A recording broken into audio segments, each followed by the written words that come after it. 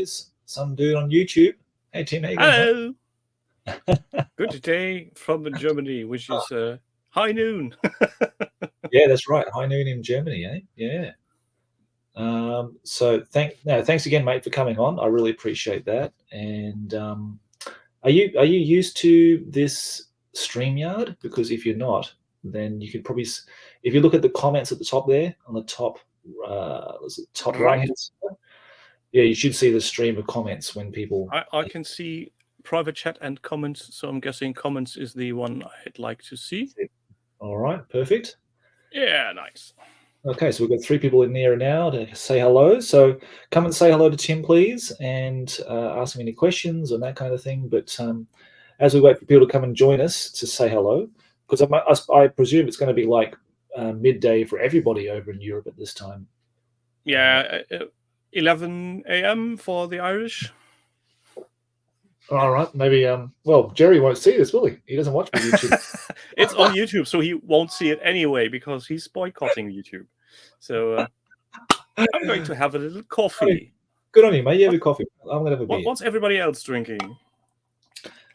I'm drinking a. Have you made sure that you keep your promise on? Oh, it's an evening. I can have a brew, a beer. Now, Tim, you're of course from Germany.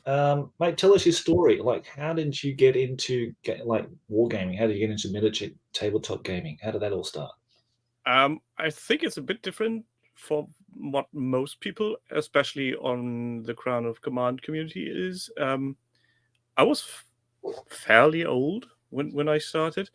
I was aware of things like Hero Quest and Space Quest when they were around, and I was in my mid-teens something, but I never got them. So way back in 1997, in the midst of my military service, I got bored, and I went while on guard duty. On my off time on guard duty to the mess hall and grabbed something to read, which happened to be the September issue of German White Dwarf number 21. So that's how it actually started. I had no idea what Warhammer was, what the actual hobby is, or that even the magazine was talking about different games. It all looked like, yeah, there's sci-fi and there's fantasy, but also there was Epic and Battlefleet Gothic and Necromunda, and it all just made no sense. But I loved the little tiny pictures, and well, it went downhill from there. Right. Wow. Okay. So interesting. You did military service, and that is a compulsory thing for people in Germany. Technically, still yes. When I was at that age, it was mandatory for males. It has been suspended. It's not taken out of law. It's suspended for now, I think, about 15 years or something. But everybody my age had to do a kind of service, either go to the military or have a year of civil service in a retirement home, in child's care, whatever, so that you had to choose what you want to do. You weren't forced to do military service, but you had to do some kind of civil service. Wow. Okay. Unless you were bodily not able, then of course you got a pass. But okay, sure. Yeah. That's very interesting. It's very. I was at a very special unit. Okay. I was in the Luftwaffe, but we were at air defense. So I am able to drive, park, and maintain a what that bloody thing called again? Patriot rocket system. Oh, really? Yes. I'm not able to operate it, mind you. I can drive the 50-ton trucks and maintain them and see that they get into action properly. But yeah, that's about what my daily job was back then. Wow, that's amazing. Okay, incredible. So did you have any kind of military, before you got into the service of doing your service in the military? Did you have any sort of, yearning to be in the military? Like, were you fascinated with war movies, or were you? To be honest, I didn't care because, as I said, it was mandatory. I did have to do something, But in order to do something different than military service, you had to put in effort, and I couldn't be asked. I was just way too lazy at that point in my life. I had no idea what I wanted to do for the rest of my life. So on looking to what job I would do was completely beyond any imagination. And since my grandfather on my father's side was in the Luftwaffe since, well, in the war. Wow. Okay. Oh. And he never made any secrets about it. So yeah, he was very openly. And then later he was at the Bundeswehr Luftwaffe, so he shaped that a bit with. I'm not sure how the rank would be translated, but he was a bit higher ranking officer, 2 steps below general. So Wow. I had contacts within my family with military. My big brother was also serving, so it wasn't unknown to me what would be happening to me in those years. And well, it was either doing 12 months voluntary military service or 18-month civil service. And I said, yeah, 12 months is less, so just let's go for 12 months and see what happens. And I was lucky enough to get from basic training to a unit transfer that was in my hometown. And I had the opportunity to make my driver's license for big trucks. So, cool. Yeah, easy job. No big worries about sending abroad, because at that point in time, you need to remember, the young ones, the Bundeswehr was a strictly defensive army. There was no outside jobs besides some. Like there was a Luftwaffe training facility in the US, because we can't train jet pilots here because of the density of the population. So we train in America. But it was a fairly safe job. You sat on your ass at your desk and did some writing, and that's about it. Was well paid. Yeah, that's good. Free healthcare. So yeah, I guess I'll stay for 4 years. Right. And do you still have any contact with any of the guys that you served in your military service with? No, sadly that went away. But I think that's partially because I didn't enlist for higher ranking career. I could have been an officer or a what's the one between. I'm not sure how the English vocabulary goes there. You've got your foot soldiers, and then you got your sergeants and stuff. NCO? Yeah, and then you've got your officers. So these 3 major groups we have, and I just stayed at the foot soldier level because I couldn't be asked going on, or couldn't be asked being sent on what do you call it? Educational purposes, to make sure I'm a proper officer later in the day. So yeah, never cared for that. So I was within a group of personnel that really was the type of people I would be spending my spare time outside the military. Right. And not very many of those shared my interests in computer science or at that time then miniatures or something like that. They're more kind of car guys, simply put. And that's just not what I was into at that point in a big way. I was interested in it, but I didn't spend my weekend below my car putting on a new exhaust on it or something. But Tim, I've got to say, you need to get a mug that matches your profile pic on YouTube with "I can't be asked" on it. I like that one much more, even though that it won't translate very well. Sack Yemen? Yemen? Yeah, it's 3 lines. Mir nicht auf den Sack gehen du sollst, which is basically Baby Yoda speak of on the nuts you mustn't go me, or on the nerves. In a rather rude way. So Yoda speak. Yeah. Okay. Yeah, it was a Christmas gift from my wife, and this was one of the few occasions I actually was laughing out loud when I opened my presents. I'm a horrible person to be gifted things because I'm usually the resting bitch face guy. Emotions are hard. but this one hit. This one hit hard. Oh, so that's good. That's good. Nice. Okay, so you picked up your first White Dwarf. Now you said it because I know that the various European countries had various different editions. They started from issue 1. The issue numbers were quite different from the UK and yeah, it was the same contents, but for some reason when they started translating the White Dwarfs, the first translated version didn't get the number correlating to the British one, but they started at 1. So this was the 21st edition. 21st, not edition. What's it called? Issue. Bloody hell! Volume of Okay.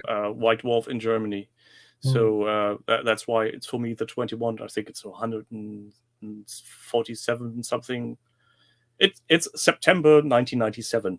Yeah, that's the issue, and it's still there in that closet. Oh, nice, man. I still have it.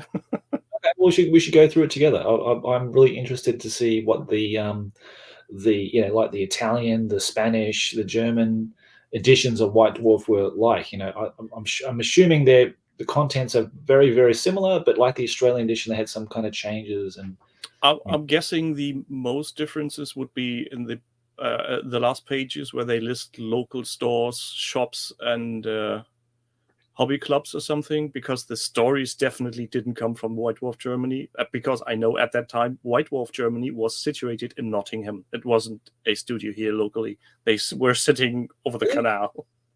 Okay, I heard from somebody. I'm pretty sure about that, because if you rang mail order, you never rang a German number. You rang a German number, but you could hear the transfer going over to a British phone company, because it's a different kind of ringing noise. Right. Okay. Fair enough.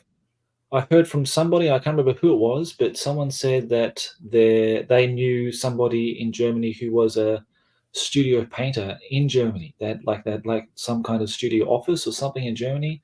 I think they did in later years for a certain time. I'm pretty sure there is some kind of office at the moment, but in those days, I'm pretty sure there wasn't. And not to the scale that there was a complete editorial staff doing another edition of White Dwarf. Maybe someone sitting with the original transcript for the English edition, and then just going over the text, making sure it's A, German, and B still fits the paragraphs, because that's the worst thing in translating. You're getting very short or very long text, depending on what language you're coming from or going to. Now, have you heard of Star Quest? Yes. You mean Space Crusade? You got up there? I was going to ask you if you had it. I'm not sure if it picks up. Yeah, it's the second from the top, just behind the illuminated light bulb. Yeah, I think it's quite hilarious. They call it Star Quest, not Space Crusade, and then they renamed all the chapters of Marines into different sort of names. Yeah, Germany can be a quite interesting place when it comes to wording. They are a bit picky at times, so if it sounds too militaristic, it's getting neutered. Yeah, right. Hello, Otgit's Hot. Welcome. Yeah, my good friend Ted. How you going, buddy? He's over in Sweden.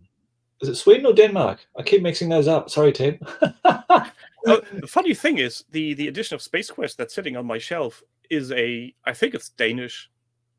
Oh, it's a Danish one, is it? Okay. Yeah, we had a what you call car boot sale, a flea market at our local shop, and somebody sold the complete box for 20 euros, and I was, oh, great! What's the catch? Well, it's in. I think it was Danish or Swedish. Either one. Should have looked up, but that doesn't really matter as long as the miniatures are there, and those are there. So. Oh, nice, man. That's wonderful. Well, Ted is in Sweden. Sorry, mate. I always get those mixed up. I'm terrible at that. He knows how bad I am with that. I always Sweden, Denmark, Norwegia. I can't. Sorry, it's just. But also, let me perfectly fair. Names and locations I get wrong all the time. So if you don't have a badge saying my name is, I'm not knowing you for years.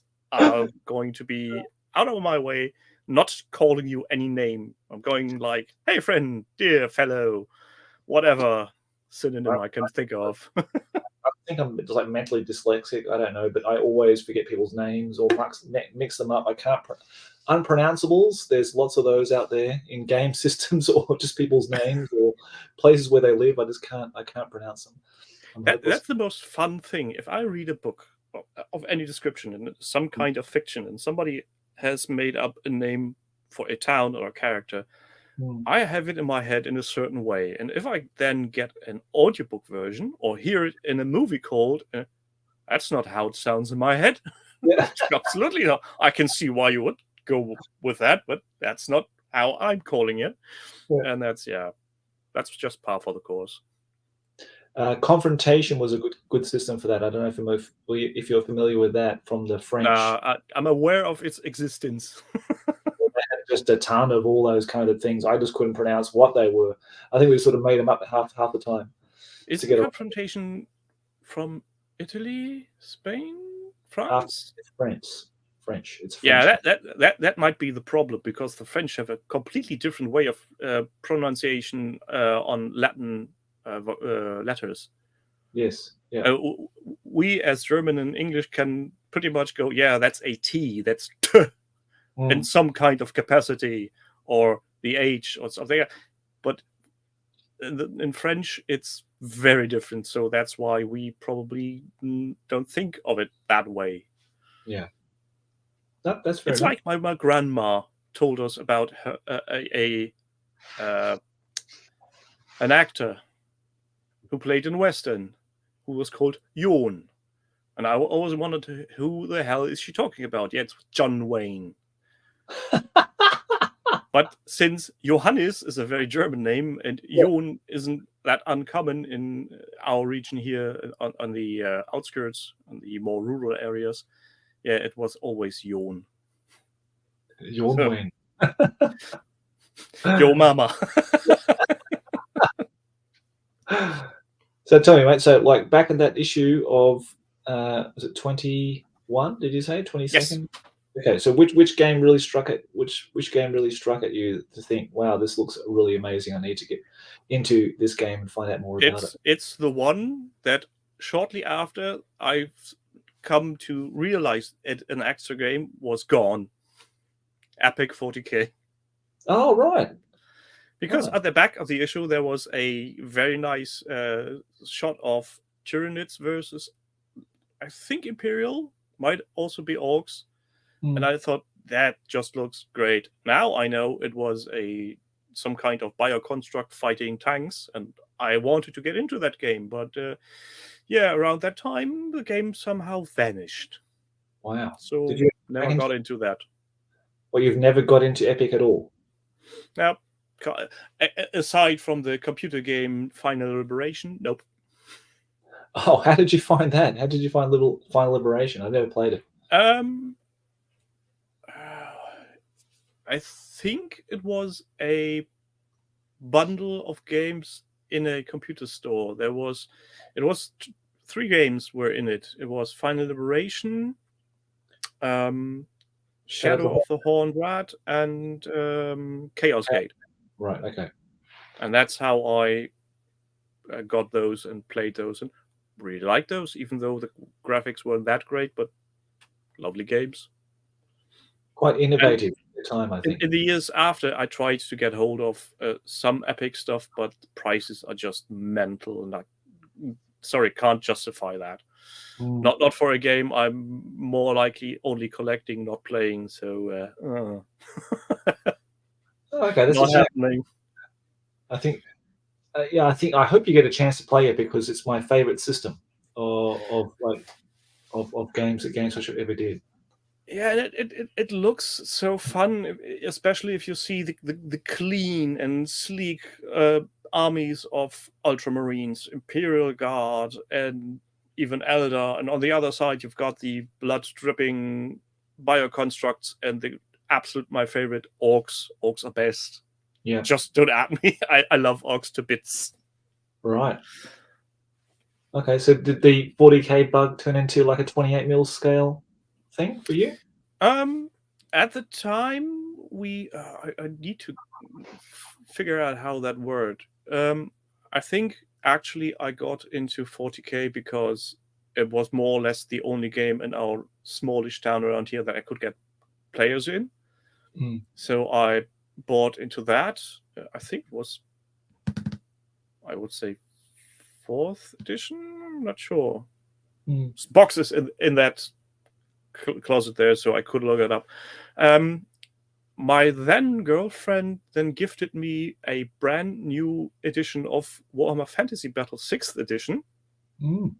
which is still in that box, in that closet, Wow. unbuilt. Okay. Minis still on sprue. Amazing. Yes, she somehow convinced our local comic shop to give her the release early, because I think it was to be released in October or something that year, and my birthday is in August, and she somehow managed to give it. Yeah, nice, man. Wow. Yeah, and after that, so there was some years of 40k playing. I'm not sure when exactly, but then there was this company called iCore coming around the corner with Void, which piqued my interest. But what piqued even more my interest was the game of Keltos. Wow. I mean, this is going right back. This is going back to like the early 90s. Yes, and when I seen that, I mean, we are talking about I'm being now in the later half of the second part of the 1990s, and I only now realize there's more than just 40k, and Keltos is around the corner. I actually made an effort to build up a web store at that time to sell miniatures via the internet. Wow. Which went horribly wrong. Okay.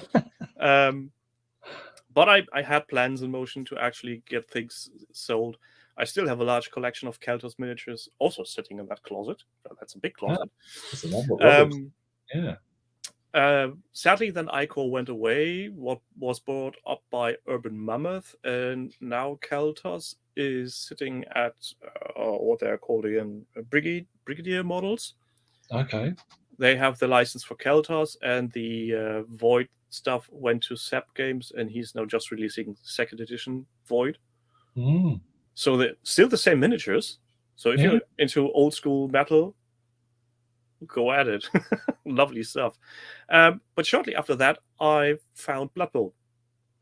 And at the early 2000s, was it, I think, when Games Workshop re-released Blood Bowl for the first time in ages.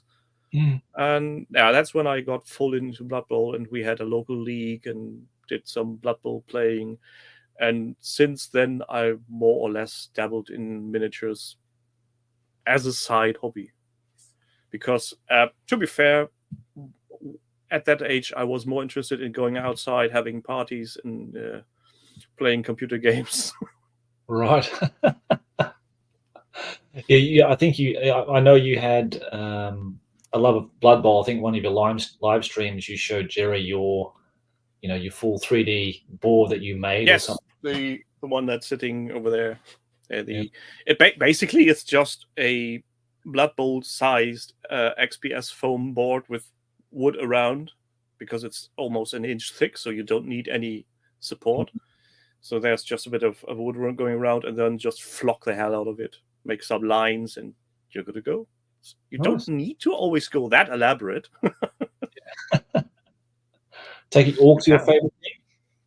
Yeah, though the advantage of that thing is it's relatively flat and sturdy, so I can put the minis on and we can carry it around the house if we would need to, or just store it beneath a table or put it somewhere like the small space it's living in now currently. Yeah. It was a bit of a nightmare making the markings on the grass, to be absolutely fair. That was, making strings going across, making perfect squares, and then having little dots of white sitting there making little crosses so you can see where everybody is I'm not sure I'm going to do that again. Maybe. Yeah. So do you have every team in Blood Bowl? Nah, far from it. So I have stuff, but I'm way less on collecting miniatures than anybody else might be thinking. For multiple reasons.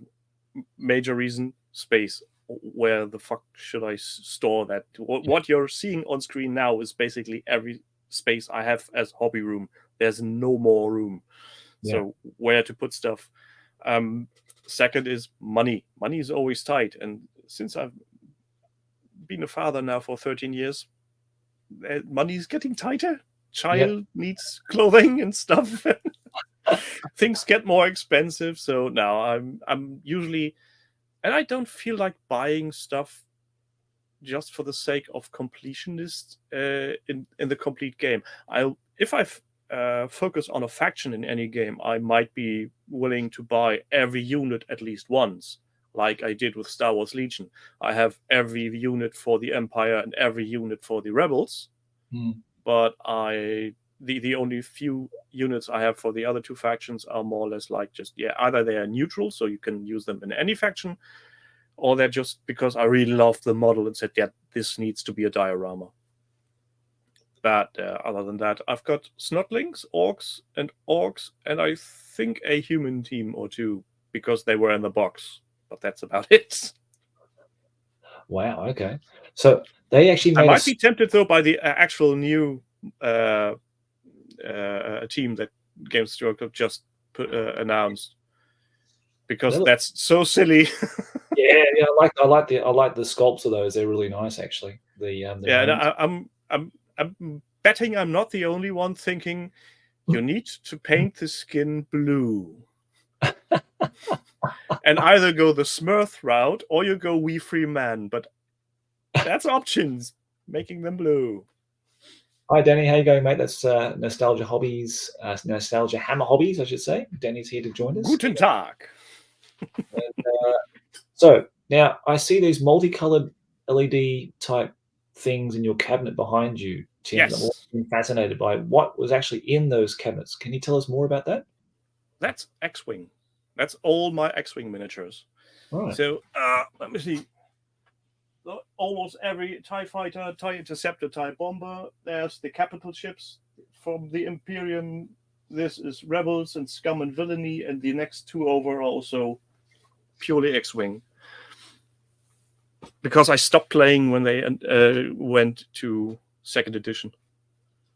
Right, I never played. I know it was popular here in Japan for a while when it first came out, and a lot of the expats were playing it, and Japanese players, I think, too, because I think they did bring out a Japanese version of the game.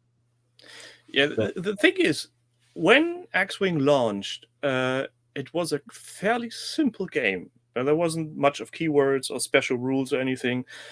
You had your core box, which was about, I think, 25 euros.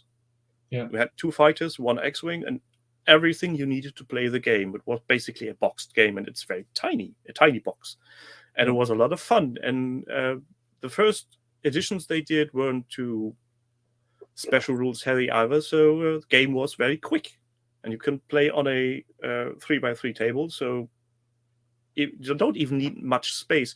And they're pre-painted and they look good. They're nice, crisp, clean cast models, and they're nicely painted. So that's why they're on display, because they look nice. They're a joy to look at. And I do remember when I started collecting them, and I think this was about 2013, so over 10 years ago. Yeah. I said to myself, even if I stop playing this game, I'll just put the minis on display and be happy for it.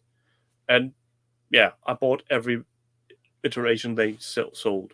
That's a game I have everything of. Nice. Including the way overpriced conversion kits they did for second edition, because of course I did, because I'm a sucker. At least a sucker for Star Wars, that is. Yeah, I was going to say, like, you and Jerry always allude to the fact that I think Star Wars Legion is on the way out, something like that. Yeah. What's happening with that? Star Wars Legion is a weird thing, since Fantasy Flight Games has transferred rights for that miniature range and X-Wing and Armada to Atomic Mass Games. It really feels like that's the stepchild. So Atomic Mass Games started as a company, as far as I know, with Legion, Marvel Crisis Protocol. That's their game, their system. That's what they love and do, and that's fair. Then they got Embracer Group owning Asmodee and Fantasy Flight and all that subsidiary decided, yeah, miniatures all go now to Atomic Mass Games for whatever reason. I think one of the heads of Atomic Mass Games was a major leader in, I think, Privacy Press, some other miniature-related company. So there was actually a background. And from that perspective, it made sense to me.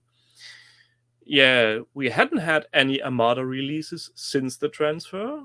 X-Wing didn't really get much other than the conversion kits and stuff. And yeah, Legion also didn't get much love.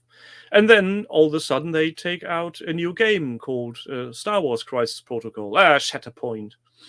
And yeah, it feels bad. Or to quote Star Wars directly, I have a bad feeling about this. If a company is putting out a fourth game in the same universe and the other three are basically not doing much.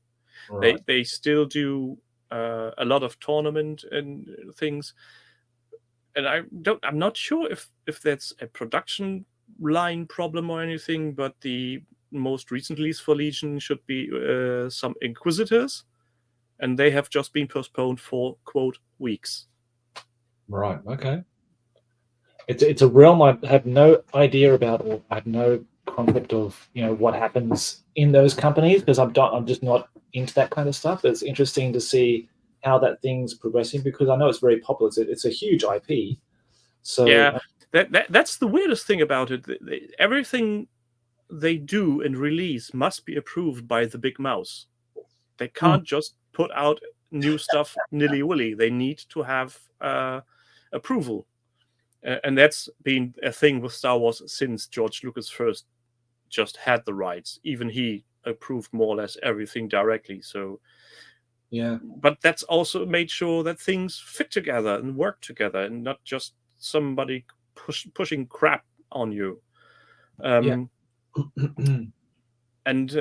when Atomic Mass Games said, yeah, this is the new game, Star Wars Shatterpoint, not a few people thought, yeah, this is the end of Legion. They just will stop continuing making this game, even though it sells and it's being played like nobody's business. It really had a chance of giving Games Workshop a run for its money on wargaming, but I think they busted. Because, again, they got on with so many keywords and special rules that it's... I attended tournaments in the early days of Star Wars Legion, and I loved it because it was a quick and rather easy game and enjoyable. But it's just there are so many special rules, and the moment people start playing meta and not fun, I stop playing with these people, because if you are just min-maxing your miniatures, it's no fun anymore. Yeah. At least for me. Yeah, I totally get it. I totally get it. No, I'm in the same boat there. Now, you attended this Hamburg Tactica, your most popular, most watched video on your channel so far. Tell me about that. What are German players, like miniature gamers, really into these days? You got to ask the other miniature players. Can't speak on behalf of them. What kind of system are they playing? What's hot at the moment? What's popular? Hard to tell. I'm a bit out of the local convention stuff, because most people locally to my place are heavily into Games Workshop. Right. Okay. And I think that's down to availability, because every little small gaming store has, if it has miniatures, it probably has Games Workshop stuff. The other thing is, we have a Warhammer store in town, which is not helping for other gaming systems. So yeah, I know my local club, they are very much into things like what's the smaller board games called from 40k and fantasy, Warcry, and what's the other one? What's the other one? The 40k one. I don't play these preferred bloody group. things. I don't play these bloody things. I can't remember, but I know what you mean. I know what you Yeah, mean. so Yeah, those are favorable to some people because they're rather true. quick. Yeah. Some people are into bolt action, and Freebooter's Fate is a thing because Oh, it's Freebooter's Fate. Really? Wow. yeah. Interesting. Well, it's a German game. It's Ah, easy to come by. right. Okay. I didn't know that. I saw it You didn't? years, Oh, years and let years. me tell. Well, like So, years ago. Yeah. founder of Freebooters Miniatures, Werner Glocke, is a Ah, German yeah. living in Germany, Yeah. and Yeah. he's basically a traveling circus with his crew, going from convention to convention, displaying the miniatures. Right. So if you're at any convention of a reasonable size, or like Hmm. a gaming expo or something, Hmm. it's pretty sure that Werner and his crew are there showing off Freebooters Fate and now their new upcoming game, which is a sci-fi game, which the name eludes me. It's a similar game, but as sci-fi. Oh, okay. Wow. That's great that he's still kicking And around. I've heard his name. Obviously, he's quite a big name in the miniature sculpting world. yeah, Yeah, but I've known of Freebooter's Fate, and I saw the miniatures. Like this is going back 15 years ago in a local gaming store in Brisbane. he still makes the miniatures himself, most of them. He has hired artists in the past. They Mm, have started using 3D sculpting, mm, but they still do a lot of them in greens. And right. since he's doing the game in German first, we don't have to wait for a fucking translation. We Yeah, did that's it first. yeah, I yeah, think that's quite an appeal to some people. yeah. Just not just the visuals. The fighting system is completely different than from anything else I've ever seen. Right. It's card based, and it's a bluff tactic. So Okay. Yeah. depending on how many attacks or defense you have, you're choosing cards depicting regions on your enemy where you want to hit him. Mm, And if you can guess where you're trying to hit him, it's blocked. If not, you're hitting. Simple as that. okay. Right. There's literally no dice involved in that game. Wow. It's a running gag I bring every year when I go to Tactica and talk to him and ask him, Werner, when's the dice coming? When will we be doing dice? Fuck the dice, he says. Yeah, and then I need to take a run, a very quick one. Actually, I've got the perfect dice here. That was sent to me by my good friend Cameron. It's the one on it. This is a Blood Bowl dice. This is a Blood Bowl dice. This is, every time I get a one on the Blood Bowl thing, that's exactly what I want to say. Oh, that's very nice. Humble. Yeah, Look at it, humble. this year he challenged me. Yeah, come back again to Spiel in Essen, then we will have dice. And I said, yeah, you just want me to be at Spiel and buy stuff, not falling for that trap. Yeah, but Tactica is maybe as a short explanation for what it actually is. It's not just a convention. Each year they do a certain theme. So you have a vendors area where they set up shop and you can buy stuff to your heart's content. You can go absolutely mental, and somewhere in that area are the Perry twins sitting live sculpting, so you can actually meet and greet the Perrys. Yeah, that's nice. And then there's different convention rooms where, depending on the theme that is given for that year, tables are set up. So let's say there's one of the first Tacticas where I'm not quite sure what the actual theme was. I think it was something like sieges or something. So almost every table had a game happening that is somehow related to a siege. Right. So there would be a Star Wars Legion game trying to get into a compound. There would be somebody displaying his own made-up game for Masters of the Universe. That was way before they actually made a new game. And that's what you can see in those, when small individuals or groups do a game for themselves. Those are then presented at that convention. So you can actually get to see and play things you otherwise would never see. Yeah. Unless you were local to them. No, I really enjoyed your video, mate. The coverage, I love seeing those kind of things because it's kind of opening a window into something we would never see normally. We would never get the chance to go to see the event personally. So, yeah, thank you for making that video. I think it was really good, mate. Obviously, it's the most popular one. The weirdest thing about that video, it took me about, let's say, 30 minutes to make. And it's really, I can't go lower effort without just showing a static picture. Yeah. And I was like, wait, why is this bloody video so popular? What the fuck is happening? Miniatures, mate. It's the miniatures. It's seeing the tables. It's that kind of thing. I didn't anticipate. I was actually for a second thinking, okay, I've still got pictures from 2 earlier tacticals I was before the event, and but maybe just do another one of those and see as a see what happens. Yeah. I mean, as long as I put the correct year on the tags, who's the it's wiser? just for archival purposes. Exactly. What's Danny say here?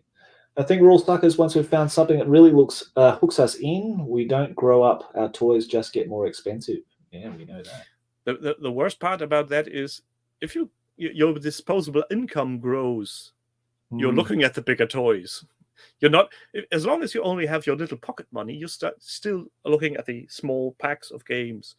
But as soon as you see, oh, it's the end of the month, I still have that much money left to go mental on.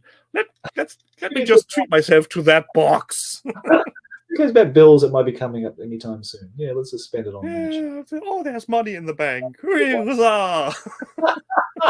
The kids will be fine. Yeah, that's why I actually started having my own bank account for my hobby. Yeah, you need it. I'm trying to be very strict with that, and that's why I'm usually not chasing FOMO or the new shiny, because I know there's my extra account and it has X amount of funds on it, and I know in 2 weeks' time there will be this new unit coming out that will be bought, and that will cost approximately that much money. So I know I now have just $30 left. So I'm not going to buy that 200-pound gorilla. Yeah, that's a very well disciplined way to handle that kind of thing.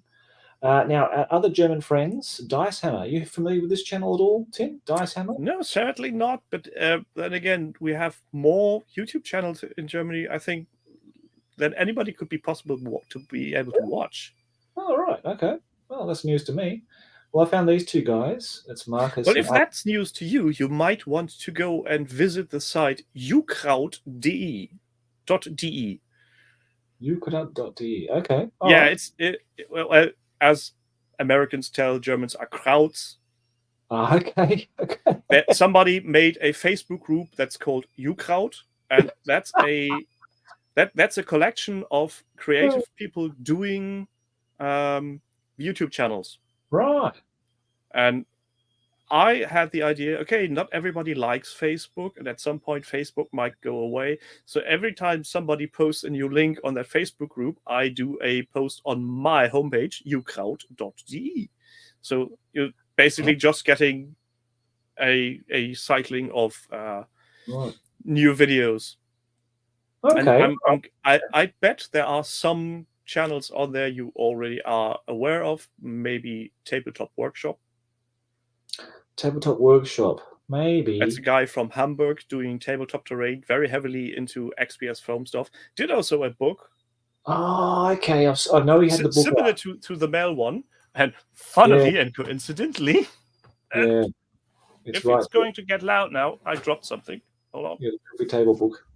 But yeah, I've heard. Yeah, I've seen it. Making Gaming Tables by Michael Martin.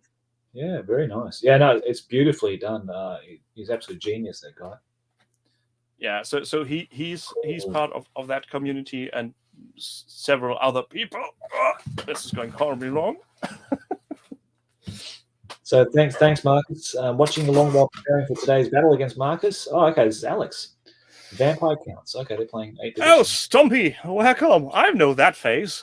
Oh, Stompy, bloody legend, Stompy. Hey, Stompy, how you going? We love Krauts. We certainly do.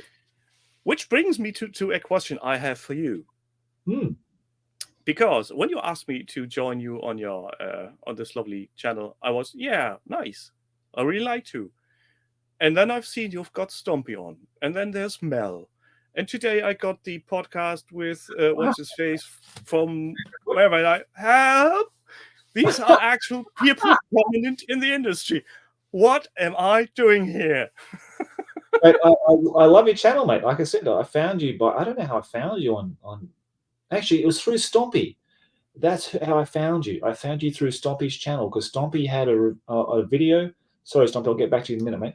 So I found it through he did a video, and I found Stompy just by chance. Because in YouTube, you know what YouTube's like. You know what I mean? The algorithm wankers. Something will just pop up in your feed by You chance. looked at You just click on it. somebody disassembling a tractor. Here's some bab with big tits. Like, look at her. Huh? I keep getting these lingerie ads showing up on my feed all the time, and God knows what, conspiracy theories galore. But anyhow, I somehow found Stompy's channel. It said something about Oldhammer. Clicked on that, went through, and I really enjoyed his videos. Went through, and as I find someone new, I usually go through their videos and just check, what stuff they've got on there. See what they are up to. Is it a Games Workshop centric lunatic, or is it somebody doing proper hobby? But no offense to anybody enjoying Warhammer, but some YouTube creators are just so focused on that one company. Yeah, I know. Yeah. And I think one of his videos was about Jerry from On Tabletop, and I thought, okay, I'll have a look at that. So I watched that, and Jerry reviewed his Stompy's YouTube channel on your Hobby Hangout. Yeah, and that's how I found about your channel, and so that worked out that way. Otherwise, I would have never found it, mate. It would have been buried in the algorithm. I would never have found it. So. Yeah, I mean, YouTube isn't my primary outlet. It's basically I just started Twitch when the event was in full swing to get my mental compass straight, not to go mad just sitting around at home doing nothing. Yeah, and for some, then I decided I might want to put these up on YouTube just as a backup because Twitch doesn't store videos for very long. Right. And the actual YouTube channel was born because of Warren of OTT. He's at fault for all of this. He's to blame. Oh, right. Okay, wonderful. Yeah, Warren's a great guy. I love all the guys on Tabletop. Do you want to know the story behind why it's called Some Dude on YouTube? I love that name too, and I buy it off him. Well, at some point in time when I was fairly new at OTT, Warren kept saying when he found something new he was talking about on the Weekender, some dude on YouTube did this and that. And I thought, I'm going to grab you by the balls here, mate. I made this channel, made a video called Warren isn't telling you the truth. I never did those things. At that point, I wasn't comfortable in front of the camera, so it's basically a slideshow going, this is a clarification. This is some dude on YouTube. I never said any of those things Warren is claiming I'm saying. So that's how the channel came to be. Right, I love that. I love that story. And I just ran with it. And ever since, have you noticed him ever saying some dude on YouTube again?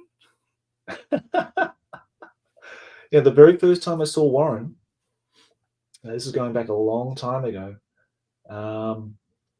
when YouTube was really first starting, and he was doing some kind of weekend wargaming kind of thing. It was kind of like it was almost like a 5 or 8 minute, really high production, because I think Lloyd and him were doing it together, and they were like, it was kind of like I've seen those videos, not when they came out, but later sometime when I just went to go and look what have these guys been doing in the early years. Yeah. It was a different media outlet, and they had a segment in it, if I remember correctly.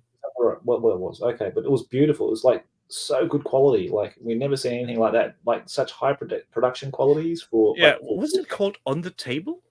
On the table, I think that was On the Table. I think it was called On the Table. Yeah, you might be right. Yeah, and I think that's the inception of when what then became Beasts of War. Right. Okay. Yeah. So, I mean, Yeah, that's going back a long, long time ago, and look how much it's grown now. I think now Warren posted on Facebook they've got a new headquarters somewhere in Essex in the UK Yeah, for. Business Daddy is building a new warehouse. Yeah, it's amazing, isn't it? So it's wonderful to see that because they're at their heart they're really good guys, doing this sort of stuff. So I'm just hoping that doesn't mean that they are shutting down the visitor center, because that would be a shame for the area. Because if I remember correctly, Jerry once told me there aren't that many gaming clubs and venues in Ireland. So right if OTT was to close their visitor center, that would leave a lot of people wanting, now, for the lack of a visitors better term. is the area where they have all the gaming tables and where Yeah, they studio and everything. their actual store, quote unquote, because they do sell, I think, in person. Or there, I've never been there. We need to ask people who have been to boot camps there if how the venue is actually set up. But it's an amalgamation of office space centered around a playing space and a shop in front, if I remember correctly. Right. The best boot camp they ever ran was for that foreground fantasy game. Is it Forgotten Realms or something? Not Forgotten Realms. I keep getting that mixed up with the D&D universe. Anyhow, something. Someone in the comments will let me know. But it was a beautiful looking fantasy game by Foreground, and it all went down the shithole because in the Kickstarter it failed completely, and I think they went broke shortly after it, sadly, which is a real shame. But that whole weekend of gaming and videos and stuff was my favorite, and all the Infinity stuff when I was in Infinity. Yeah, so they did an amazing amount of work, those guys in like promoting games companies and games they're developing. It's amazing, and they're still doing it now. Yeah, and I think the hobby hangouts I do now origin back to a in midweek hobby hangout they did on OTT way back when Lance and John and sometimes Ben were looking in the "What are you painting now" thread and were giving feedback on what people were doing, and that stopped at some point shortly thereafter when Lance left the company. In one of the episodes, they had Big Ben from Foreground as a guest. It's the best show ever. If you haven't seen that, try to dig it out of the Internet archives. John and Lance are just terrified of Ben sitting behind them going, "Oh, let's look at that. Let's look at that. Do this." It's a menace. It's hilarious. Yeah. I was sitting at work watching it and I was dying. I couldn't help myself. That's what inspired my. Where is he? Where's Ben gone? Yeah, Big Ben is a larger That's than life. why I've got my Big Ben always with me. He's amazing, that guy. Yeah, wonderful. Yeah, when you just can't get him to stop. He just goes on and on. And if you try to get on to the next miniature that's painted, and he just sees something different that piques his interest, it's a live show. It's not recorded, so he's just going on a complete rampage. Grant, look, try finding that video. It will be a thing for Dark Nights. Yes, now that you mentioned that was a really good segment. I really enjoyed that, actually, highlighting people's work and stuff like that in the channel. Mind you, their website is an absolute bastard of a thing. I mean, it just goes. I mean, for me, it's so slow to load up pages or stuff like that. It's a real shame because I love their stuff, but yeah, it's a real pain. I'm going to try to stay technical on this. OTT in its current iteration is a WordPress site. WordPress is a blogging site. That's why the blogging works good. The project system is something they plonked on top of it, which is dragging down the performance. The forum is something they plonked on top of it. It's a plugin for WordPress. It's not really a good plugin, but it's all just one amalgamation of stuff. Yeah. And as Warren has said fairly recently, the shop system they have is also eating into the resources. It's not a WordPress shop, it's a dedicated shop, but it's sitting on the same machine. So as long as the shop is active, this won't improve, not the slightest. Yeah. Okay, Yeah. I've said it in the past more on one occasion. I'd like to see them do another redo and just cut the project system completely from the website. Because I know why integration is important, but if the integration leads to a site being brought to its knees, it's not helping. People stop using it. Yeah, it's a shame. And that's the worst thing that can happen. If you have a thing people want to use, and the idea of the forum is great, and when it works, it's nice. Yeah. But if it just comes to a grinding halt every time you're uploading more than one picture, it's not fucking happening. It's a visual medium. I need the to be able to put up more than one picture at a time without fearing, oh no, I did 2 pictures. Will all my text I've written and not saved be going poof? Yeah. I'm sure they'll work it out at some stage. So right, let's have a look. That's a discussion in itself. Coffee has been bombarding us with comments here, which is lovely to see. And what's he saying here? And we love some dude on YouTube. Okay, he has forgotten the actual name, which is I'm guessing he means my first name. Yeah. Which isn't too bad since I can't hardly remember. At times, I look into the mirror and say, I need to take out my passport and remember myself. My grandmother's Austrian, so she often made sauerkraut. That's nice, Ted. I love sauerkraut, mate. My mum used to make it too. My mum and my parents are Dutch, so we used to have sauerkraut as well. And from what part of Dutch Netherlands did they come from? Do you know? I think Zaandam. I think. Oh, that doesn't ring a bell because our local town here is a sister town to Groningen. Oh, right. Okay. Which is about 100 kilometers from here, so it's just a step across the border. We are fairly close to the Netherlands, so it's not uncommon to see many Dutch people here and many of us over there. Yeah. Favorite favorite target of a trip to Groningen is the pancake ship. Okay, right. Yeah. And I know a lot of Dutch and going across into Germany to buy like Dutch cheese. It's so expensive in the Netherlands now, or fuel or things like that. You know, they go into Germany to get it. So we have a. This is old folk talking now, people. So bear with me. Before the euro, which is now 25 years ago, the Deutsche Mark and the Netherlands Gulden were approximately the same value. Not quite. German Mark was a bit higher, but since they were almost identical, Dutch people could come over and pay with Guld. Oh, right. And vice versa. So you didn't need to exchange money. Oh, right. Which was rather convenient. Yeah, absolutely. Yeah, that's wonderful. Yeah, lovely.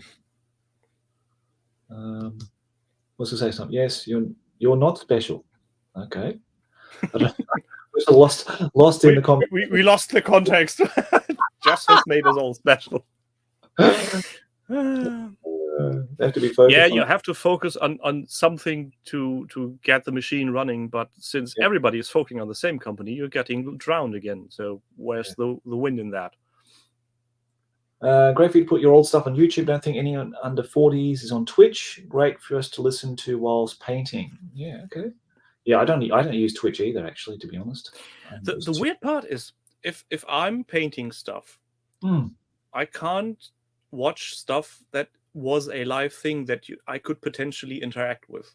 It just doesn't work because my fingers just got all itchy and I want to comment, and I know they won't read it because it's in the past and I'm in the future and this is not how it works. So I'm staying away from those recordings. Well, that makes yours, like, because I watch yours during the day here in Japan, because I'm as a commission painter, I paint here all the time, and I watch a couple other live streams as well during the day. There's Dave Taylor's one the Build, Paint, Play live show on Wednesday mornings here, and also the Musty Wargamers out of the US. And yeah, sometimes I comment, but most of the time I'm sort of just painting, listening, and I really enjoy that kind of interactive. It's almost like an interactive podcast, really. That's what Yeah. these are. That's why I started doing this, because I thought it'd be just nice to chat with people and have people comment and correct me if I'm wrong, or tell me things That's the most important thing. You're sitting there. I'm thinking about that one game from that weird obstruse company from way back when. It had this other cover. I can't tell what it is. My co-host can't tell what it is. And somebody in the audience will go, well, I have you now. It'll be the game from... Exactly. Stompy, gotta go. Please make sure you ask some dude how come he speaks such amazing English. Yeah, you have very, very good English, actually, Tim. Yeah. Also tell him to keep going on his channel. It just oozes such whilst showcasing great ideas. I think so too. Is my English that good? I don't think it is. Yeah, I think it's very good.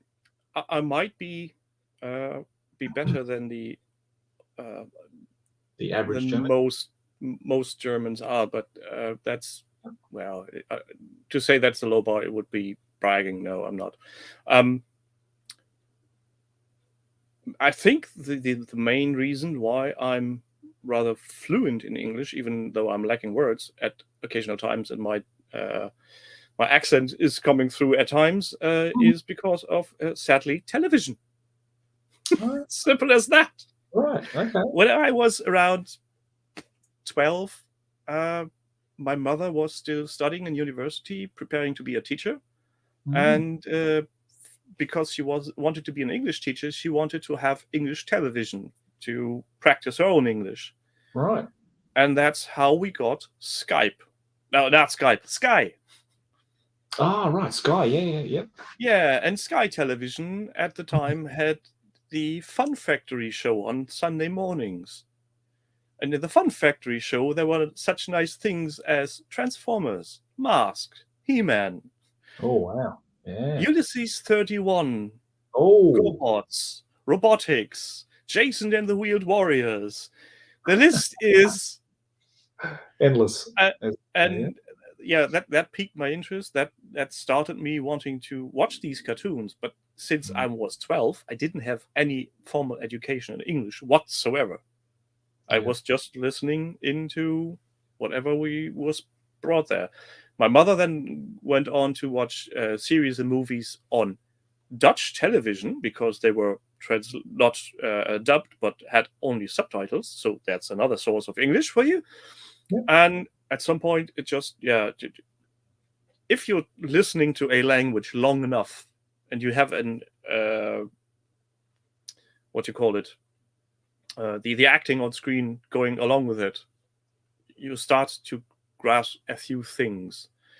And then I went to Eastbourne for 2 summers on a language holiday. So, yeah. Nice, mate. That's it's good. not just your favorite cartoons. And the funny thing is, after I've seen that there's the Fun Factory with all those nice cartoons, then in the week there was the DJ Cat Show, hosted by Linda DeMole of DeMole Productions. We're not leaving this area geographically. And they did also some cartoons like Starcom and more modern ones, Marshall Brave Star. And I'm sure there's stuff I'm forgetting here. What's it called? Thundercats. Oh, Thundercats. Yeah. Yeah, so all those were then in the evening. And that led to the next step of seeing series like Starfleet X, Bomber X, the puppet animation, and then later on I discovered Thunderbirds and all those things. Yeah. But those things were all on Sky, so they were all in English, so I had to learn English. Yeah, that's great. Yep. That's how it happens. And after taking up live streaming with Jerry, well, I need to talk English. If I talk German, nobody will understand. There will be no point in doing that. That's a good Even segue. though Jerry loves Herrn Klopp so much, I think at some point he will just, this is not working. Yes. How did you find that big, tall, swearing Northern Irishman? How did that all come about? This whole thing with the whole. That's the most scary thing of all that ever happened to me. I bet. Well, when I started playing Star Wars Legion, I was looking into the YouTube videos that at the time Fantasy Flight made, and they did really nice introductory videos on how to play Star Wars Legion. I would love any company to go at exactly that pace, because there were 5 to 10 minute short videos on explaining how a rule works. They were just top of the notch. YouTube algorithm then suggested me at some point, here's a video made by Beasts of War, which was Jerry playing Justin on a game of Star Wars Legion. So that's how I discovered Beasts of War. I stuck with him. We just chatted in chat. I didn't really know him. I knew he was on the stream, and because I liked the way he was acting with what's his face, Justin at the time. Yeah, I felt the need. Yeah, I want to support this endeavor. I became a backstage member under the premise that they hire Jerry, because he wasn't hired at that point. He was a visitor of sorts. Yeah. Coincidentally, he got hired. I'm pretty sure it's got nothing to do with me joining the backstages, demanding him to be hired, but you never know. Yeah. Then the event hit. I started streaming, and I think after the second or third unofficial hobby hangout, because I blatantly nicked the graphics from them, I just grabbed everything they did way back then and made my own. Warren came and asked me, "Hey mate, would you like us, him and Jerry, to join you on your streams?" I was like, what? Well, if you want, fine. Yeah, great. Warren never showed up, but yeah, the rest is history. Okay, that's awesome. Yeah, that's wonderful. But it really that's one of the moments in my life where are the hidden cameras? Why is Warren, who has a 5-figure YouTube channel under his belly, asking me with 4 subscribers if they could join the chat? Yeah, do you? No, they're great guys. Those guys at Beast of War on tabletop, really good, really nice. Yeah, I try to watch and support them as much as possible. I'm really happy they got to, was it 100,000 subscribers now? Yeah. And the odd thing is, there are so many connections across the industry that people might not have guessed. For example, and that's the one that really struck me when I found out, Uncle Adam from what's his channel called again? Tabletop Minions.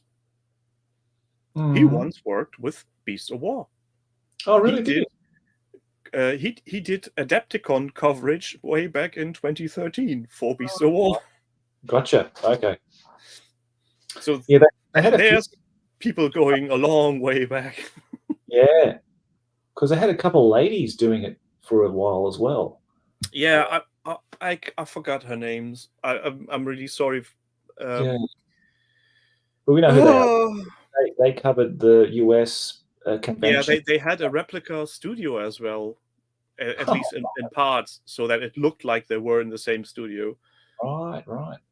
But I'm not sure why that ever fell apart. I think it was for private reason that they stopped doing content, and since they were the last one over there, they just poof. Right. Funny enough, I had the discussions with Horatio Noseblower of tabletop fame, wondering if it would be viable to send a team of OTT over to the US to have some coverage on those events. And I think it would be a great idea, but I don't think it would make a good return on investment. I don't think it would sell. I think the more viable option would be find a similar sized creator over there that's along the lines of OTT and get them to cover the event and make content available to OTT and vice versa. So have for continental US residents, having people showing to whatever the events are called. Salute, I think, is one of the events. UK Games Expo. Yes. Yep. Yep. Yeah, because they always do the UK Expo every year, don't they? They always go down there with a few people and set up their own stand and that kind of thing. So, yeah, it's great. Awesome. Okay. Yeah. So, Stompy, you are a horrible person. what's he saying now? He's back again. But in terms of German cuisine, I draw the line at the uncooked minced meat stuff. Is it something that Mr. Bean ate at a restaurant once? So in one of his pictures? I think this might be a misconception that it's really common in most parts. It's not just minced meat. Right. Yes, it is minced meat in the way that technically it's gone through a grinder. It looks like minced meat. But what you're referring to is called met.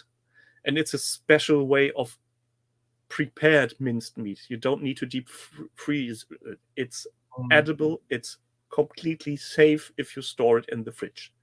And that's a favorite thing, especially if you go on construction sites. It's so much favorite under those doing manual labor that we actually have coined the term Maurermarmelade for it, which roughly translates to what do you call those guys building walls, doing bricklayer marmalade? Okay. Because it's really tasty. You do some diced onions on it, some pepper. It's delicious. The ordinary minced meat, you do have to cook properly. You don't eat that raw. But met is absolutely safe for consumption. So how is it actually?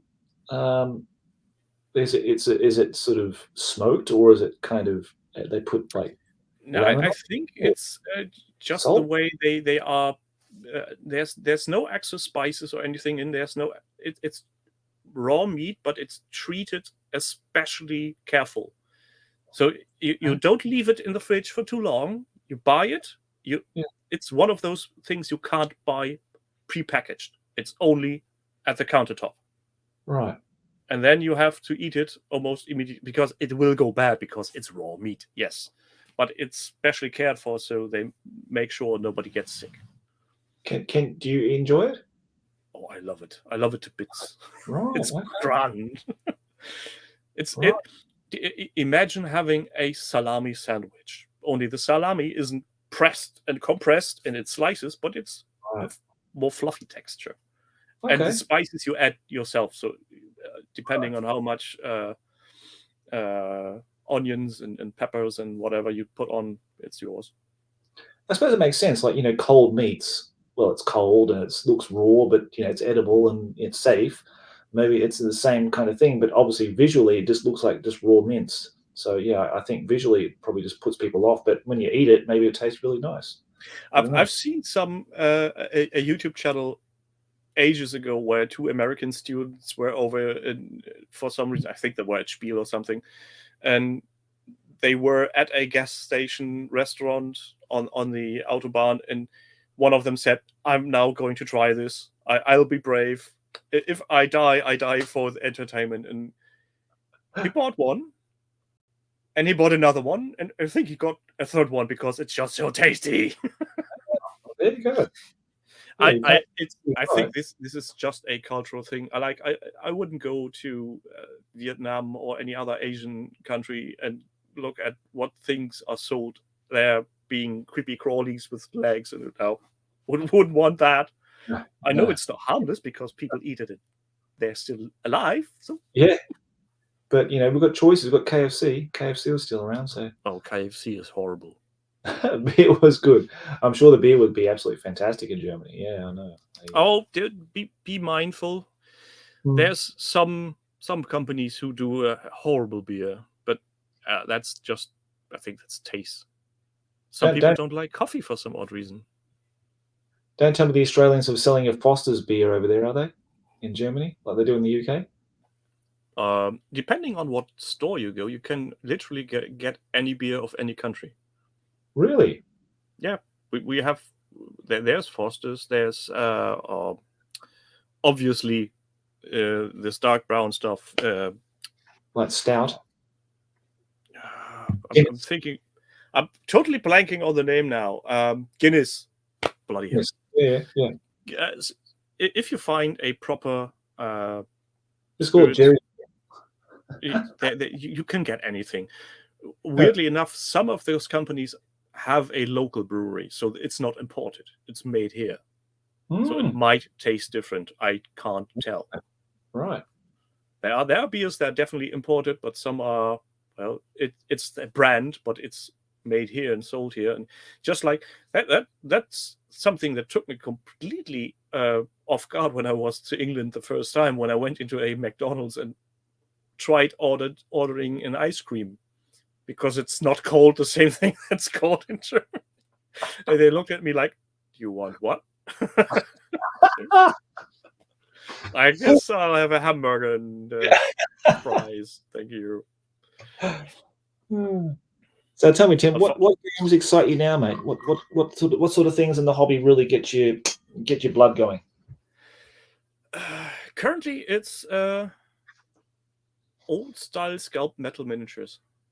Nice. Just because I was aware as in my peripheral vision when I went to my local hobby shop, comic shop back in the day, but never got around to grabbing them, and now they are readily available, even new ones. Short advertisement break. Bequest Miniatures is having a Kickstarter with some lovely metal miniatures I just backed prior to this episode. I'm not even joking. Bequest Miniatures. I've heard of them before. Miniatures. It's a German guy doing green stuff miniatures in his spare time, and then they get spin cast and made. They have a real old school look to them, and the one that's currently running, they look like they could straight have popped out of the 1978 Bakshi Lord of the Rings movie. Right.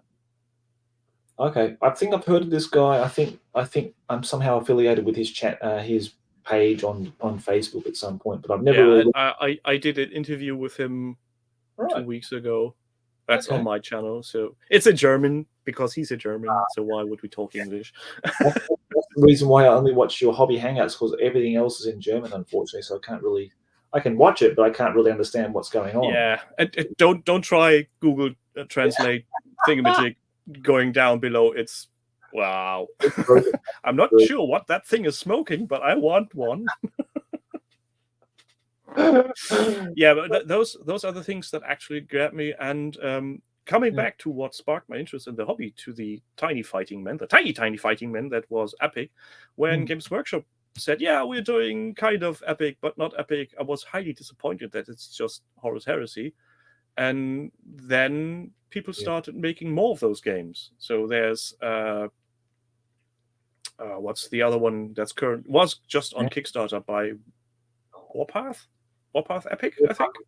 Yeah, that would have been a nice thing, but the sculpts just don't do it for me, not in the slightest. I see the miniatures and I go, meh, not really, not anything I'd like to put on the table. It's just nah. But there will be one coming up this year. I'm blanking on the name again. No, I don't know this one. Give me a sec. I'll have it in a minute. It's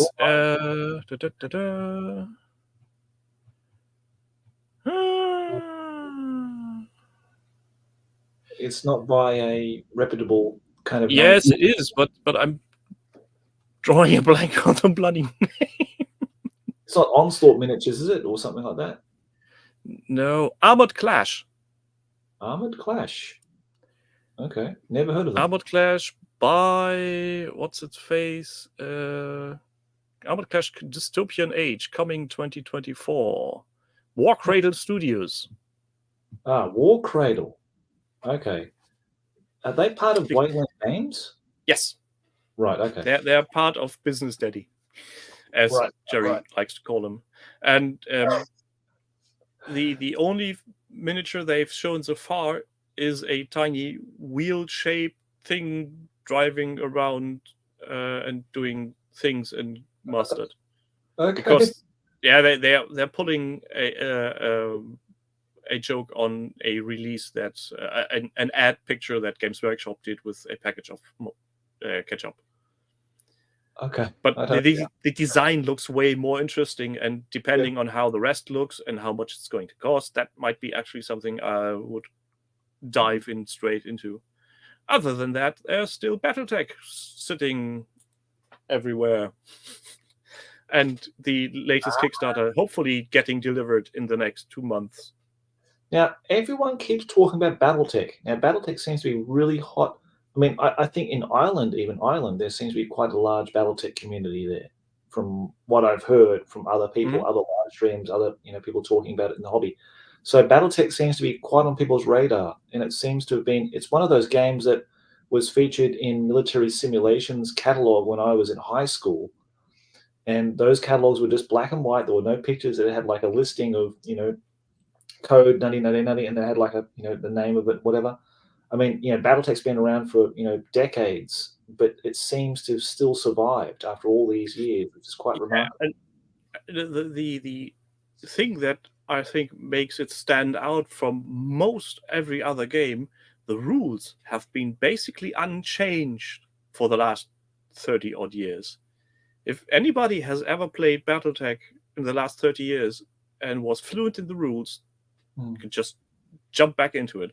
I think the most decremental part to all that stuff was the actual horrible thing with the licensing of the models from the big stumpy robots, because, well, they were highly inspired by Macross and other Japanese stuff.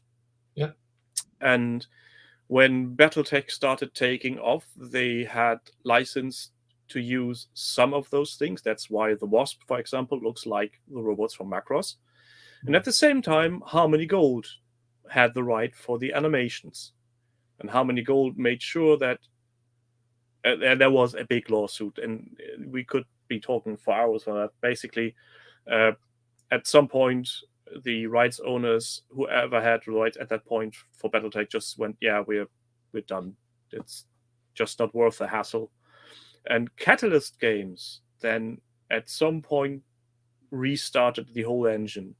And I think, and I'm not sure if that was deliberate or just good timing, but the kickstarted computer strategy game BattleTech really hit a nerve, because it's like the tabletop game.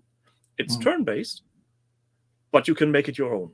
And it's basically a campaign in space, and it's just grand game. So if you ever have time on your hand, grab a copy of BattleTech, the strategy game, and go mental.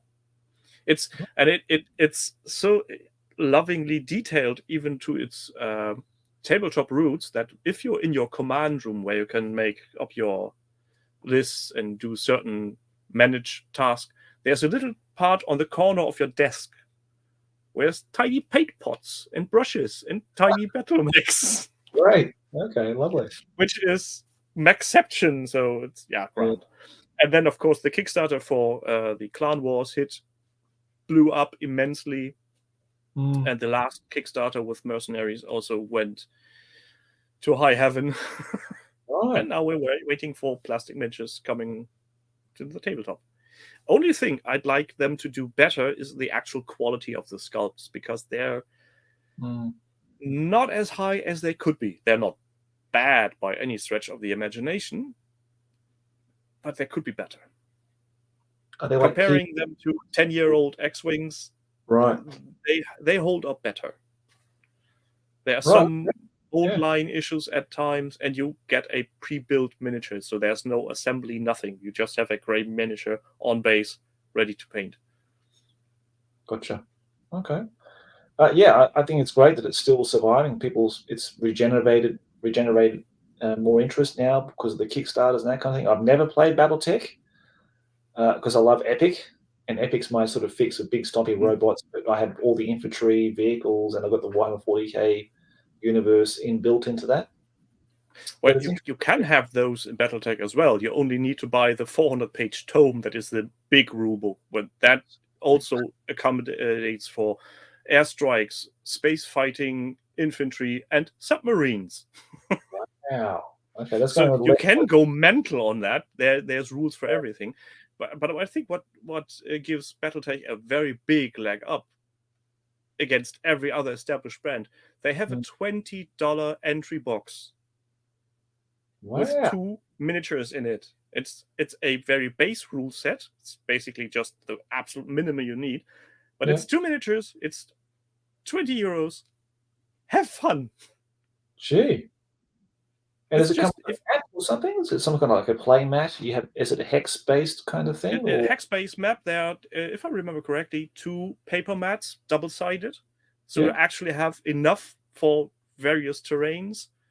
It's the value to money is just insane. yeah. This 20 box or 25. I'm pretty sure it's around that number still all around the world. It's 2 miniatures, $20. You can't go wrong.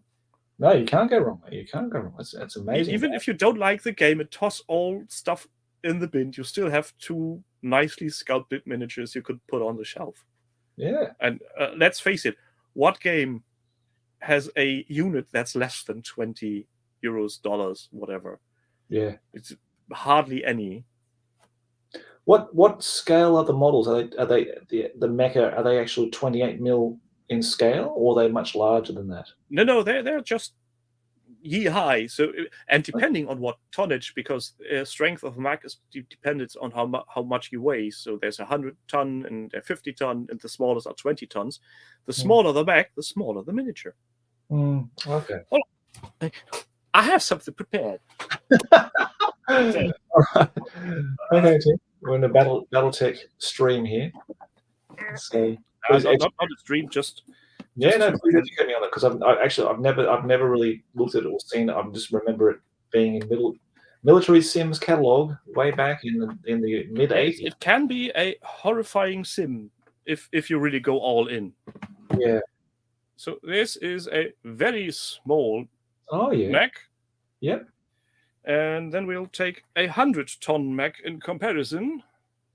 Wow. Okay. So you see that, and to give you a scale of reference, and I think you will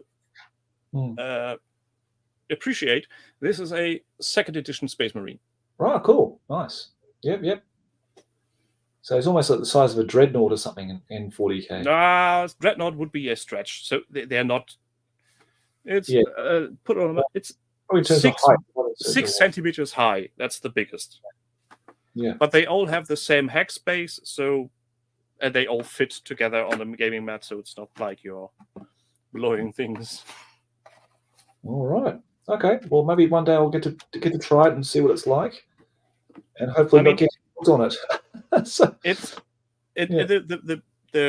What I totally forgot to tell is in the core set and the $20 beginner set is also standees, cardboard standees. So you have actually a choice of mechs you can use. So you're not just limited to those 2 you have. Okay. Nice. All right. Excellent. Okay. Well, thank you very much for educating us on that, mate. Because I'll have to give it a shot, or at least watch a video on it or something like that, and see if it would appeal to me. I get if somebody says, it's too much calculation, because if you're not playing the Alpha Strike version, which is the one without hex battle mechs, you really need, you start counting hexes and see how much is your range of attack and modifiers and stuff. And I still get that wrong every time and get my ass handed to me from my friend when we are playing. But as long as you're having fun, that's the main thing. Yeah, that's the thing. We are having fun, and every time his dice hate him, and he just, I'm standing right in front of you. I should be hitting on 4s, throwing 2d6 and not hitting. I'm doing the gopher dance. It's not a D20 system then? No, it's a 2d6 system. 2d6 system. Okay. Right. Okay. Well, I'll look into that further later on. So, Sci-Fi 72 says, any thoughts on Warmaster, the Warhammer Fantasy Battle version of Epic? I think it was Warmaster, not 100%. Yes, it was Warmaster. Yeah. Lovely looking miniatures. Never had a chance to play the game.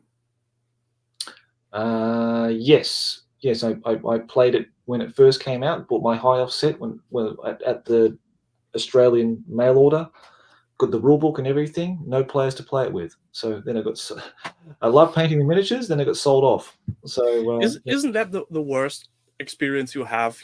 You find a game you really love, you really enjoy, and then nobody else wants to play it. It's just well, breaks I'm my heart. not caring about that now. I'm just going to buy things and paint things I love to do. Yeah, at some point you need to, otherwise you'll be in for a world of hurt. Hence the It was 1990s around. So, there's no one going to play that. You know what I mean? Like it's just I just love all that stuff. for me, it was when Modifius announced way back when, yeah, we're doing a Fallout board game. It was, yes, Fallout miniatures, great. And then it got postponed and got postponed. And initially it was due to launch side by side at the same time with Legion. Right. So I was very much between a rock and a hard place. So which I'm going to buy? Legion? Fallout? I don't know. I love them both. And then, yeah, Fallout just got postponed indefinitely for some time. When I got around buying a box, it was on sale in a local store in the next town over. So now, what did you think?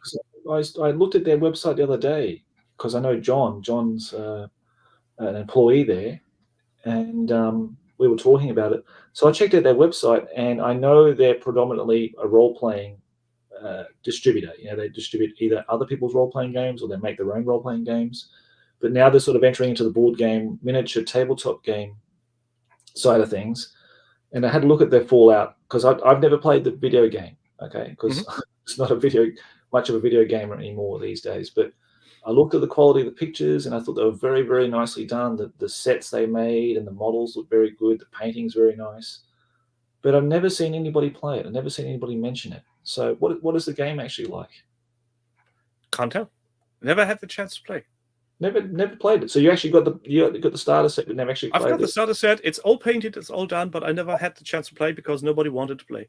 Right. It's a shame. Yeah. Anyhow. Yeah, and the odd thing is when it actually started being put out and people got their pre-ordered sets, and there was a very vocal German YouTuber, I forgot his name, who did a lot of content for it, like painting and building stuff and even doing introductory games.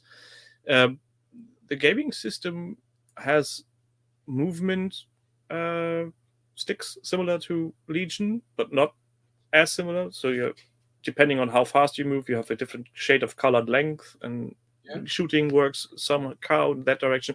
You see, I never played it, so I'm very much just read the rules once ages ago. The first wave of miniatures they had in two versions, plastic and resin, and one of those was a horrible fail cast situation. So the first miniatures weren't that grand. Yeah. They allegedly they have been a lot better, but I haven't bought any additional kits so far. I'd love to, but they're just sitting in a box. That's too much money. Yeah, that's right, mate. Yeah. No, I saw that they announced a Mass Effect board game. Now, Mass Effect is a game that I loved back in the day when I had my Xbox 360 and played the original Mass Effect, and I thought that was one of the greatest games ever made. You're sure you're meaning Mass Effect, not Halo? Well, I love Halo too, and I know Mantic with a Halo game at some point, and I missed out completely on Halo Ground Command. I think that was just like I would love to have that game, and I had a chance to buy it here in Tokyo. The store ordered it for me, and at that time I thought, I don't know if I want to buy it now, and I just opted out of it, and they sold it to somebody else, which is a real shame because Spartan Games obviously went down, and the whole business closed. I think due to that huge IP license they had with I think then was it Bungie or 363 or whatever it is. But it looked like a really interesting system. So seeing that they're now bringing out, is it Modifius, the Mass Effect board game, that looks very interesting if they do a really good job on that. Someone at Modifius must have a direct line to somebody in the video games community, because the amount of IPs they are gobbling up in that direction is insane. First was Fallout. Okay, Fallout, great stuff. Then they had Skyrim. Okay, Yeah. same publisher, obvious choice. It's a fantasy game, despite a dystopian. Works out. Homeworld, for all places, gets a board game by Modiphius, which is an odd choice to me, but then again, and now the ones you mentioned, and they're not just doing the miniature games. If they get their greedy little hands on an IP, they do the board game, they do the miniatures game, and they do the role-playing game. Right. Yep. Fallout is getting a sub-game now, even. Oh. If you haven't seen that. No, I haven't seen it, no. Yeah, so they basically taken what in the video game was a DLC for, I think, Fallout 4, Nuka World, and made its own game. Oh, right. And as far as I can tell, it's a streamlined version of the rules from Fallout. Wow. Okay. But it's a completely new game with a core box and everything. The same miniatures. Miniatures are compatible one direction or the other, so you can use those factions in the other game. But yeah, they're squeezing the stone. Yeah. No, it's interesting. It's interesting, and like I just think, how successful can it be with the investment of development and all that kind of thing when there's not an active group. But then again, I'm not actively in those groups, so there could be people in the United States playing it quite a lot because it's obviously. Also, I might play devil's advocate here for a second.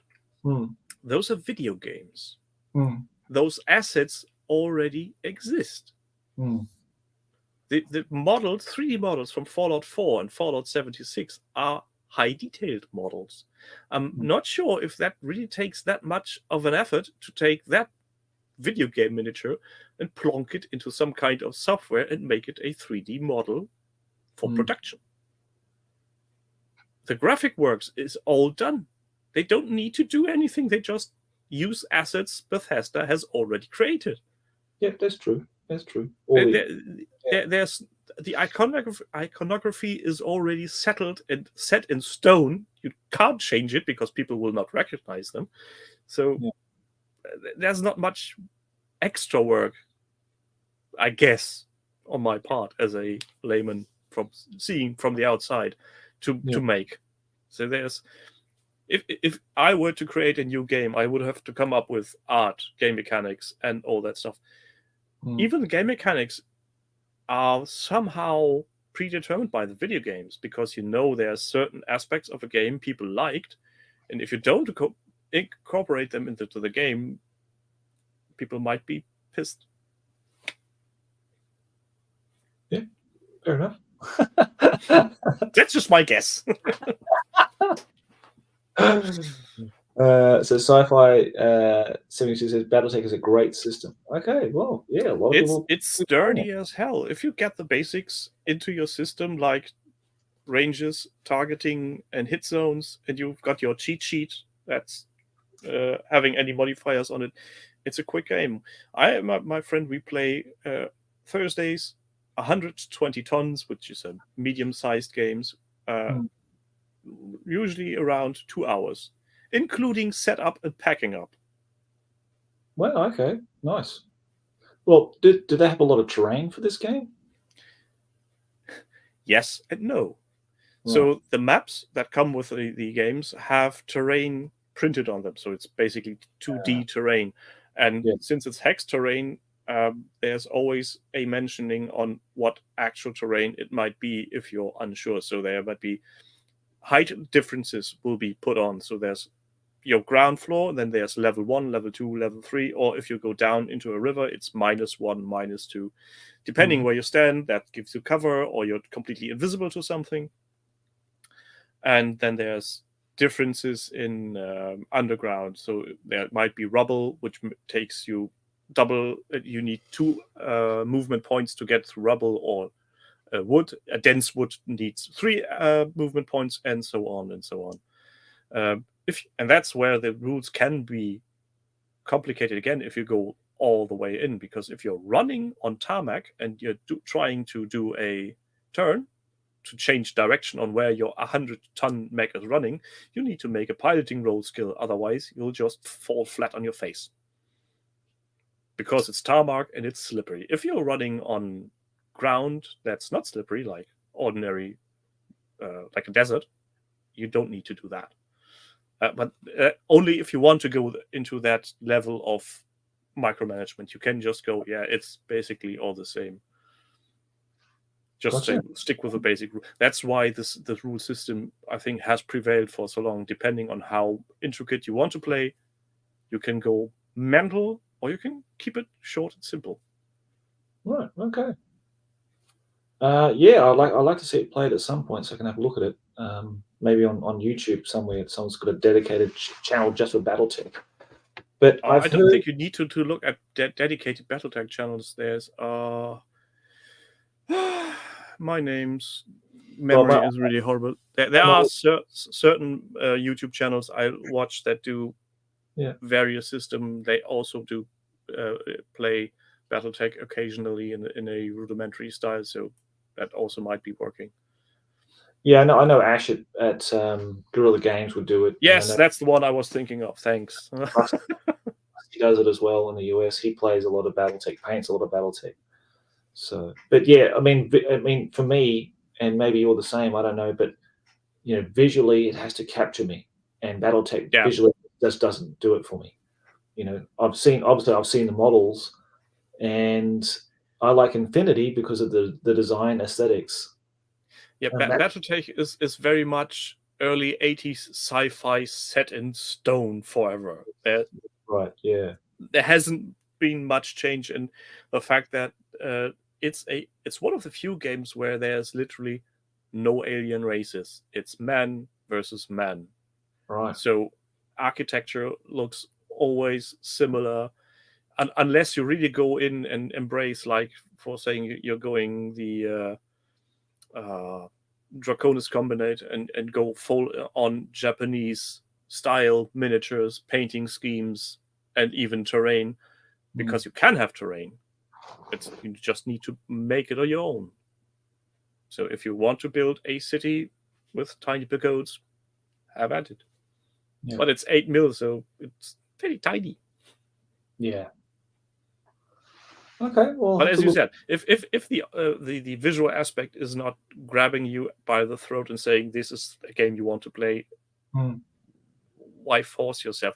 The game system is sturdy, but it's not something that inspires you because it's based on math for the most time. So if you're not into math, you're not going to like it.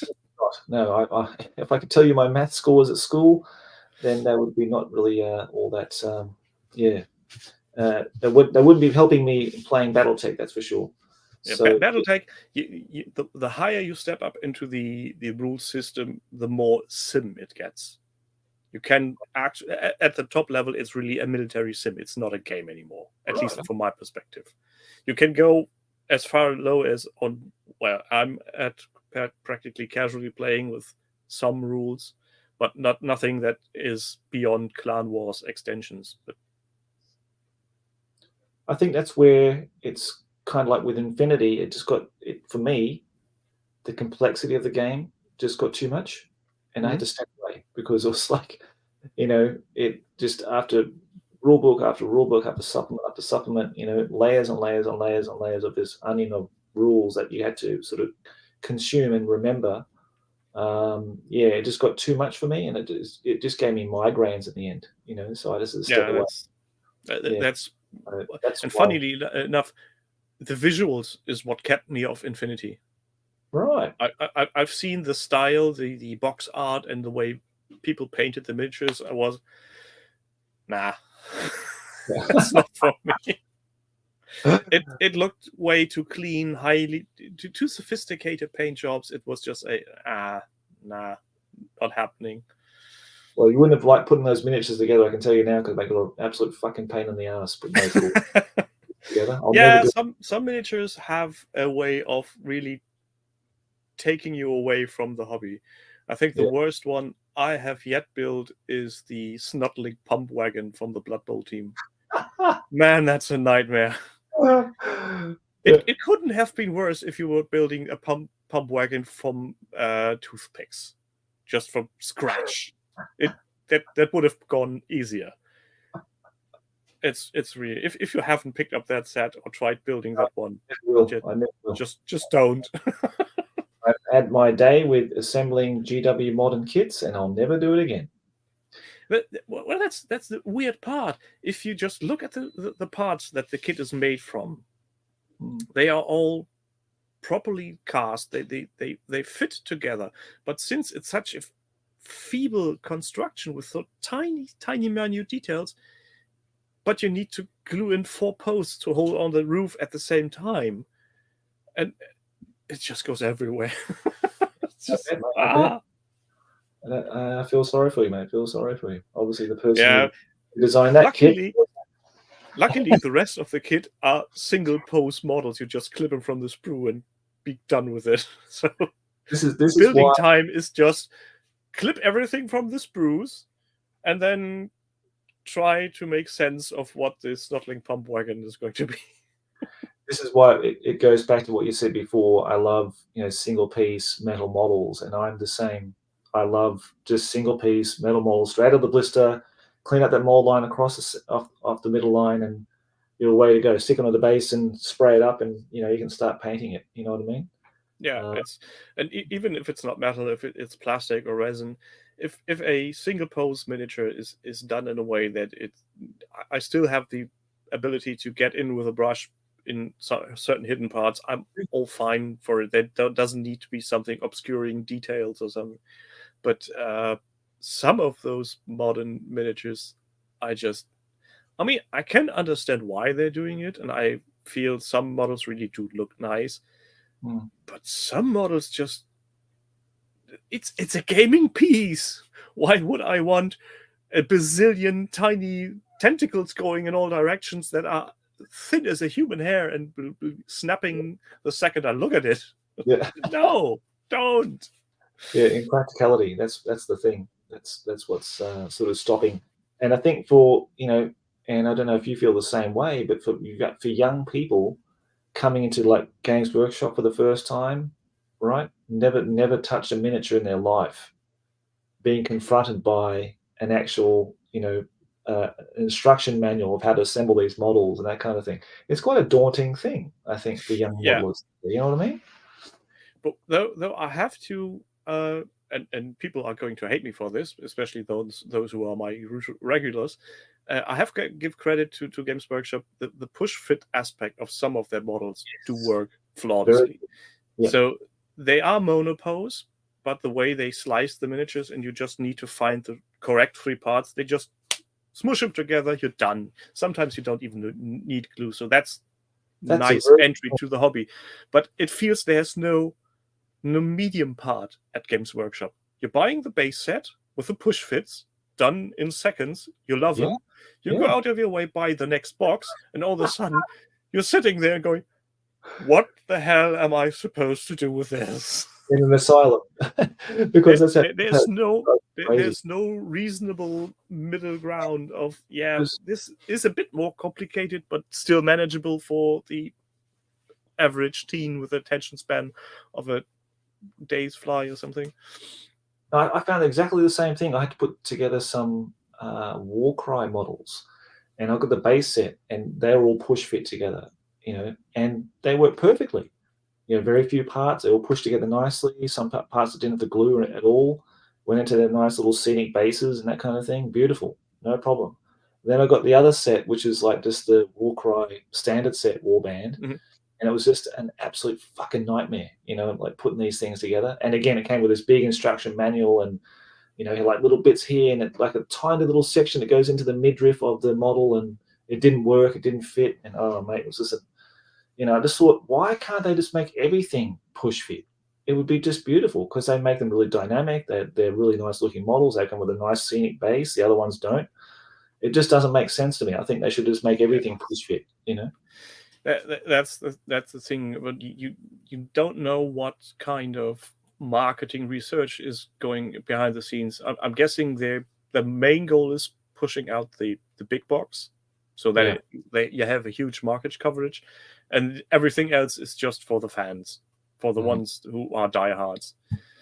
I personally, my favorite kind of miniature, and I've been saying this for years, is the way they did Space Orcs in the early 2000s.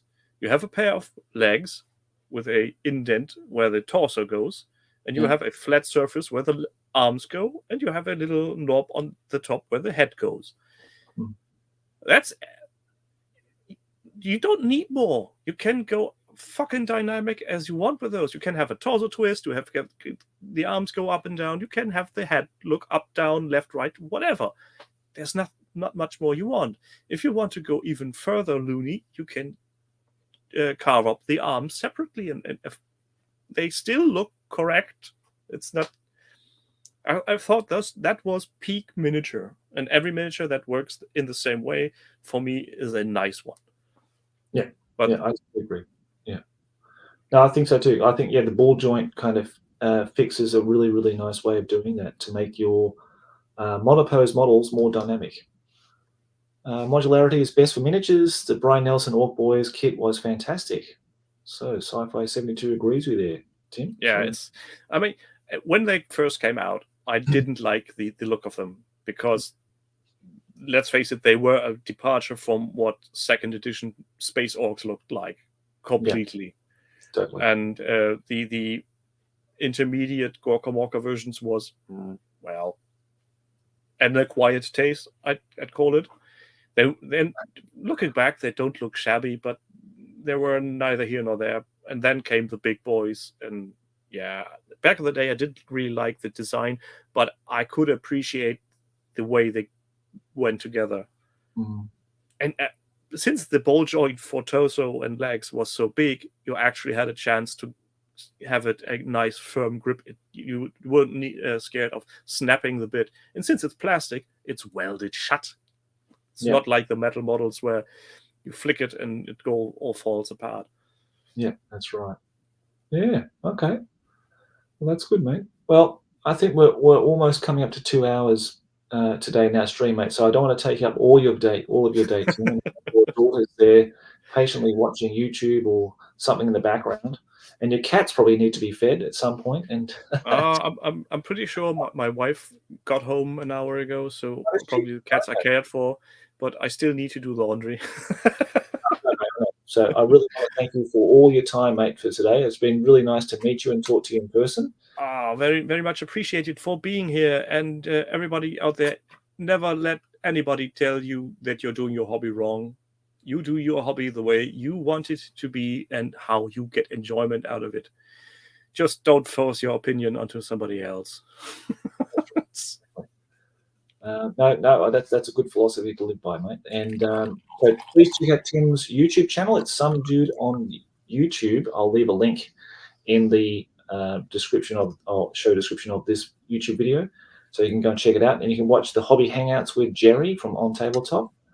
And if you're a German viewer and listener, then please check out the other content, because it's all in your other stuff's in German, isn't it? All your interviews and other little. Yeah, most of them. I did an interview series with the German U-Crowd community. So some content creators there actually did an interview with me, which was a nice series, and I think I need to restart that at some point. And if you want to look at me on Twitch, it's Sundancer GE, because GE for Germany, obviously, because reasons. Okay, I'll leave a link for that too, mate, in the description too. So people who do watch Twitch, I know there are a lot of guys who do follow Twitch. They can go and follow you there, mate, and watch the actual live streams live when you do that. Now that's on a Tuesday. It's Tuesday, 9 p.m. German time, 8 p.m. British Standard Time. Right. So just start calculating however that fits. That's very early in the morning for me, anyhow. But there's a weekly reminder on the OTT forum when I'm doing stuff. So okay, right, okay, and please check out the On Tabletop forum as well, guys, if you haven't done that already. It's a great place to check out the news in the wargaming miniature tabletop industry, because they've got lots of stuff covering various different articles like Ben and Jerry and the guys cover that a lot, which is really entertaining. But anyhow, Tim, look, I'll let you go, mate. Thanks very much again, and I hope to see you again and talk to you again sometime in the future. Anytime. Hit me up when you want some inside knowledge of things I have no fucking clue about. I'm happily talking bollocks for hours. Okay, mate. Thanks very much again. Take care. Have a good day.